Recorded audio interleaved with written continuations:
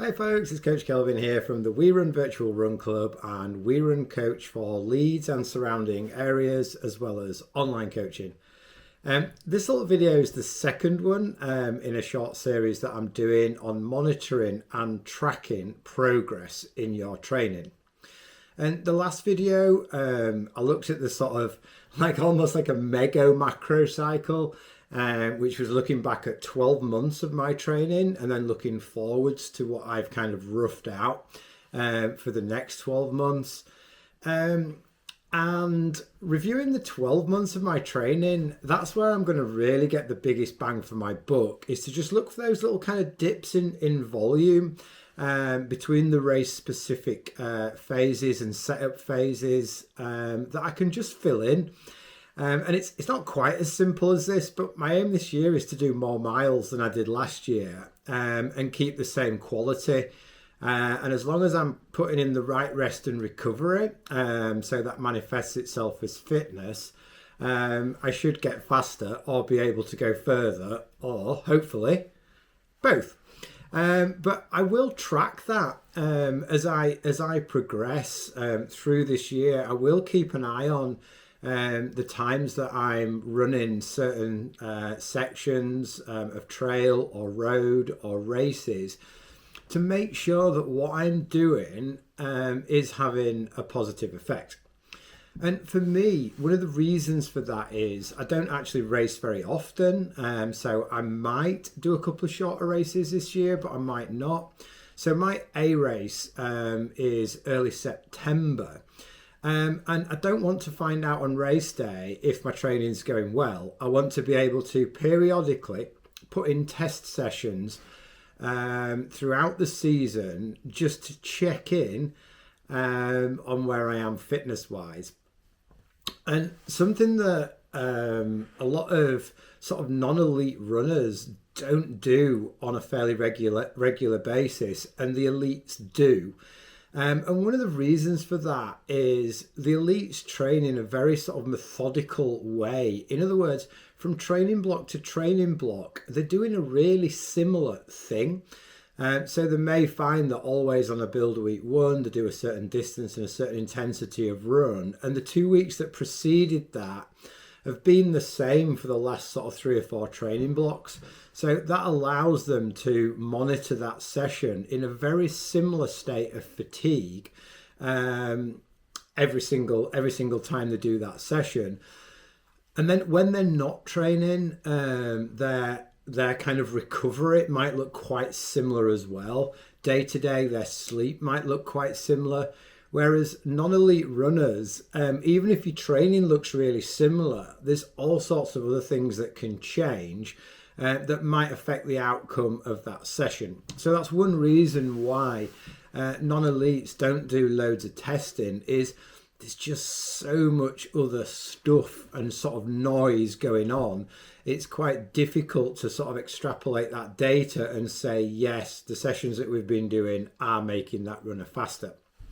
But that doesn't mean that we shouldn't test. Those runners that I coach are probably quite familiar with this idea that, you know, every now and then I might give them a session that's either literally a copy and paste of a session that we've done a month ago, or something that's very, very similar that sits in the same place in their training. So that we can, you know, I can monitor that from training block to training block, just to check in to see if we're on the right lines. And you know, it's wise to have those in, and that's why it's really challenging if you know, I quite often see runners where the training is quite ad hoc. There's quite, you know, they're adding bits of intensity in there, but not in a methodical way. There's just kind of bits here and there, and it will drive a certain amount of fitness, but it won't give that runner the best bang for their buck in terms of the time that they have to train over something that's a little bit more methodical and a little bit more measurable. So how do I measure these sessions? So one thing that's quite important for these sessions is to do them, as I've just mentioned, to do them at a similar place in your training. to what you normally do. So it might be something like you do the session on the weekend of a build week 1. So you've just had like a deload week and then maybe a super easy week that has very similar sessions in it. So if we think about a deload and then into a build week 1, what's quite interesting there is until we get to maybe a midweek workout, it'll be almost exactly the same at every single month. So we could use that midweek workout or the weekend so that we're going into it with a similar level of freshness to what we've done in other training blocks. And then what I like runners to do is run to feel, run to perceived effort. So one of the little test runs that I do is a 7 mile out and back. It's sort of up a hill and it's back down.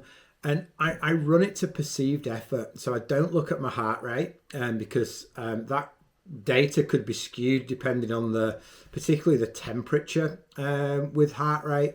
So I run that to perceived effort. So I've got a certain run.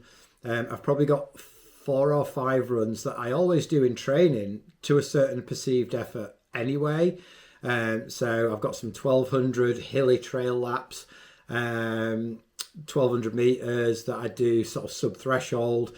I've got high end zone 2 that I do called Stargate. That's an out and back.